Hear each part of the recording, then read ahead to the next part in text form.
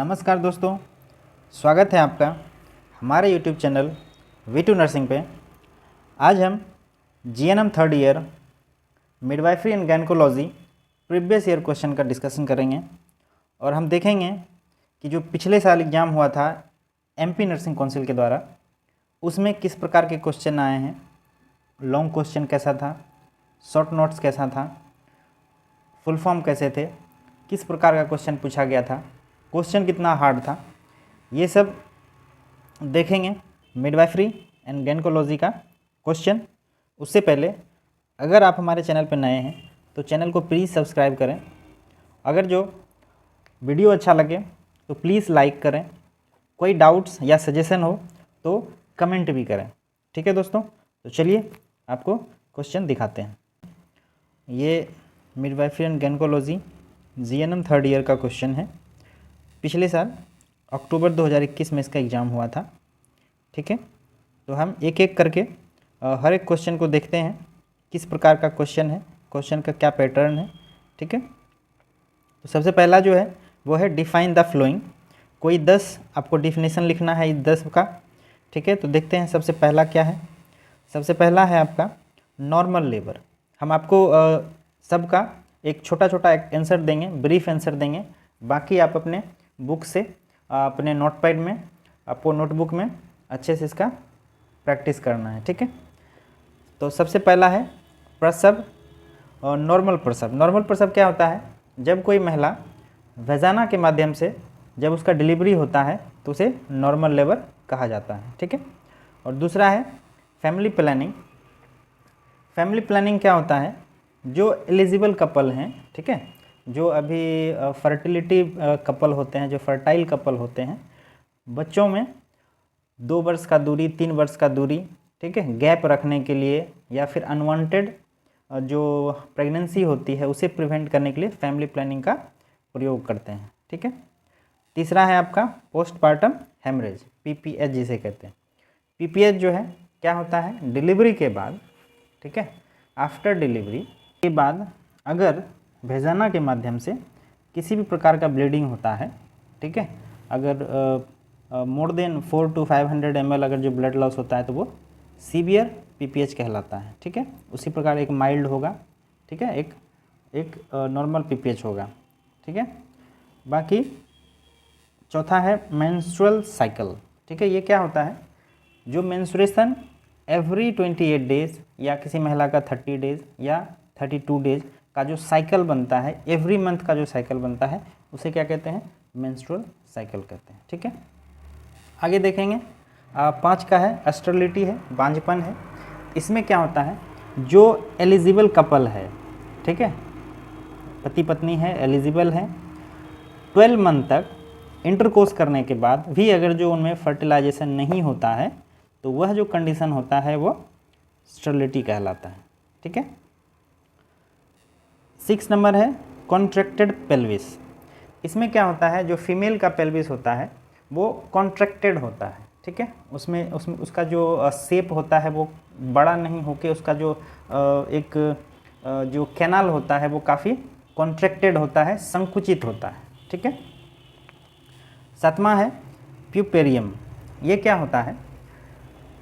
Delivery के बाद से लेकर के अगले 6 वीक तक का जो पीरियड होगा, जो समय होगा, उसे प्यूपेरियम पीरियड कहा जाता है। ठीक है, 6 वीक या 42 डेज। ठीक है, 8 नंबर में है लोचिया। डिलीवरी के बाद लोचिया जो है एक प्रकार का एक फ्लो है जिसमें ब्लड जो होते हैं या जो अनवांटेड ब्लड्स होते हैं, रैप्चर डेड मेम्ब्रेन्स होते हैं, वो वजाना के माध्यम से फ्लो करते रहता है। ठीक है, वो लोचिया कहलाता है। इसमें भी लोचिया का रूब्रा, लोचिया सेरोसा, ठीक है, और लोचिया एल्वा होता है। 3 प्रकार का लोचिया होता है जो कि ये प्यूपेरियम के पीरियड में उसका फ्लो होता है। ठीक है, 9 नंबर है पार्टोग्राफ। पार्टोग्राफ क्या है? फर्स्ट स्टेज के लेबर स्टार्ट होने से लेके 3rd स्टेज के लेबर ख़त्म होने तक जो भी घटनाएं होती है, जो भी एक्टिविटी होती है, जो भी मूवमेंट होता है, उसे ग्राफ के माध्यम से नोट किया जाता है। ठीक है, वो पार्टोग्राफ कहलाता है। ठीक है। उसमें आपका बच्चे का फीटल हार्ट साउंड होगा, उसमें जो सर्विक्स होगा उसका डायलेशन का मेज़र करना है, वो लिखना है उसमें, ठीक है। एक चार्ट बना हुआ रहता है, उसमें आपको हर एक एक्टिविटी को नोट करना पड़ता है, ठीक है। 10वां है इन्वोल्यूशन। इन्वोल्यूशन क्या है, आपने देखा होगा जो महिला प्रेग्नेंट नहीं होती है, ठीक है, उसका जो शेप होता है बॉडी का वो नॉर्मल होता है। प्रेगनेंसी के पीरियड में उसका जो बॉडी होता है, बॉडी जो उसका जो शेप होता है उसमें काफ़ी बदलाव होते हैं, ठीक है, काफ़ी उसका बॉडी स्ट्रक्चर जो है बदल जाता है। प्रेगनेंसी के बाद, डिलीवरी के बाद, ठीक है, जब बेबी बोर्न हो जाता है तो उसके बाद उसके शरीर में वापस से चेंजिंग होने लगता है, और वो चेंजिंग अगले 1 महीना 2 महीना में उसका जो बॉडी होता है, बॉडी स्ट्रक्चर होता है, वो वापस पहले का शेप में आने को ही इन्वोल्यूशन कहते हैं, ठीक है। 11 नंबर क्या है, एबॉर्शन। अगर फर्टाइल एग को, या आप ये कह सकते हैं फर्टाइल एग को या फिटस को नेचुरली या मैनुअली एबॉर्ट करना एबॉर्शन कहलाता है, ठीक है। 12th नंबर है एक्टोपिक प्रेगनेंसी। एक्टोपिक प्रेगनेंसी क्या होती है, जो एग होता है वो फर्टाइल होने के बाद उसका इम्प्लांटेशन जो होता है वो यूट्रस में ना होके फ्लैपियन ट्यूब में उसका इम्प्लांट हो जाता है। यह जो कंडीशन है ये कहलाता है एक्टोपिक प्रेगनेंसी, ठीक है। अब आगे देखते हैं क्वेश्चन नंबर 2। इसमें क्या है, क्वेश्चन नंबर 2 में right short note. Short note लिखना है, ठीक है। पहला है डाइट इन प्रेगनेंसी। प्रेगनेंसी के समय में कौन सी डाइट आपको लेनी है, ठीक है। कैल्शियम, मिनरल्स, आयरन, फोलिक, जो भी होता है आपका जो डाइट है जिससे कि माँ और बच्चा स्वस्थ रहे, आपको उसका अनुसार आपको डाइट लेनी है, ठीक है। 2 नंबर में क्या है, जननी सुरक्षा योजना, ठीक है, JSY। जननी सुरक्षा योजना के बारे में आपको लिख देना है, उसका क्या है जननी सुरक्षा योजना, इसका बेनिफिट क्या है, इसके लाभ क्या हैं, ठीक है, इसमें क्या किस किस को लाभ होता है, सरकार के द्वारा इसमें जो दिया जाता है, कुछ पैसे दिए जाते हैं, वो आपको पूरे डिटेल में लिख देना है, ठीक है। तीसरा है एक्सक्लूसिव ब्रेस्ट फीडिंग। बच्चों को 6 मंथ तक सिर्फ माँ का दूध देना है, ठीक है। माँ का दूध देने से क्या होगा, बच्चों में जो इम्यूनिटी होगा, उसका जो ग्रोथ एंड डेवलपमेंट होगा वो अच्छे से होगा, ठीक है। तो आपको एक्सक्लूसिव ब्रेस्ट फीडिंग के बारे में उसका बेनिफिट लिख देना है, ठीक है। 4 नंबर में है मीनोपॉज। मीनोपॉज क्या होता है, जब किसी महिला का फर्टाइल टाइम ख़त्म हो जाता है, फर्टाइल पीरियड ख़त्म हो जाता है, जिसमें कि आपको 40 to 45 ईयर्स जब हो जाता है, जब 40-45 ईयर एज पार कर जाता है, तो उनका जो है एग का जो प्रोडक्शन है वो बंद हो जाता है। इसी को क्या कहते हैं, मीनोपॉज कहते हैं। उसका जो मेंस्ट्रुएशन साइकिल होगा वो बंद हो जाएगा, ठीक है। अब उसमें मेंस्ट्रुएशन की किसी प्रकार की कंडीशन नहीं रहेगी, ठीक है। 5वां क्या है, कॉन्सेप्शन है। कॉन्सेप्शन क्या होता है, फर्टिलाइजेशन और इम्प्लामेंटेशन, ठीक है, कि क्रिया के द्वारा गर्भावस्था को प्राप्त करना ही कॉन्सेप्शन कहलाता है। इसमें क्या होता है, स्पर्म और ओवम मिलके क्या बनता है, जाइगोट बनता है, और जाइगोट से क्या होता है, आप यूट्रस में जाके वो क्या होता है, इम्प्लांट हो जाता है, ठीक है। इसे ही कॉन्सेप्शन कहा जाता है। आगे देखते हैं क्वेश्चन नंबर 3 में क्या है। ये लॉन्ग क्वेश्चन है 15 नंबर का, ठीक है। इसमें क्या है, describe the physiological changes during pregnancy. Pregnancy के समय महिला के शरीर में क्या क्या बदलाव होते हैं ये आपको लिखना है, ठीक है। क्या क्या बदलाव होते हैं, क्या क्या चेंजेस होते हैं वो आपको लिखना है। चौथा है, ये 10 नंबर का क्वेश्चन है, define postpartum haemorrhage, write in brief about its cause, treatment and nursing care. आपको PPH के बारे में लिखना है, उसका डेफिनेशन लिखना है, PPH की कंडीशन कैसे होती है, क्या होती है, ठीक है। उसके बाद उसका ब्रीफ आंसर लिखना है, उसका कारण क्या है, उसका ट्रीटमेंट कैसे करेंगे और उसका नर्सिंग केयर, अगर जो पीपीएच की कंडीशन होती है पेशेंट के साथ, उसका नर्सिंग केयर कैसे करना है ये आपको लिखना है। ठीक है। 5वां है right in details about प्यूपेरल sepsis.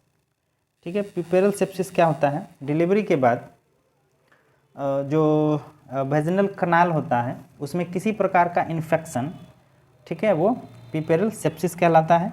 इसके बारे में आपको डिटेल में लिख देना है, वो कौन से बैक्टीरिया होते हैं, ठीक है, उसमें क्या होता है, इंडोजेनस होता है, एक्सोजेनस होता है, ये सब आपको लिख देना है। ठीक है। लास्ट 6 नंबर में क्वेश्चन क्या है?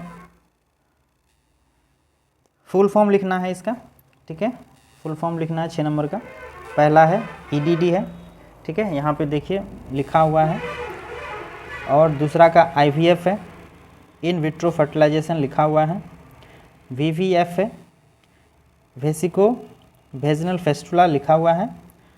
आईयूसीडी, इंट्रायूटेरिन कॉन्ट्रासेप्टिव डिवाइस, ठीक है। एआरएम है, artificial rupture of membrane. AIDS है, एक्वायर्ड इम्यूनो डिफिशियंसी सिंड्रोम। और 7 नंबर में क्या है? AMTSL, active management of 3rd stage of labour. ठीक है।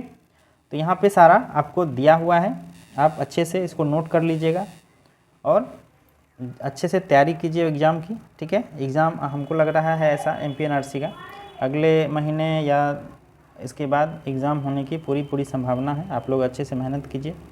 ठीक है। क्वेश्चन नंबर 7 देखेंगे, क्या है? Right the difference between the flowing. ठीक है, आपको डिफरेंस लिखना है।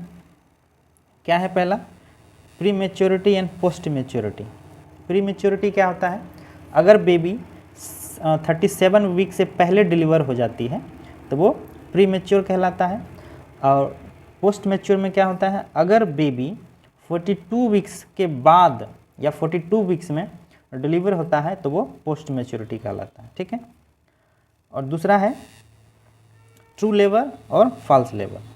ट्रू लेबर में आप समझ लीजिए, ट्रू लेबर में क्या होगा?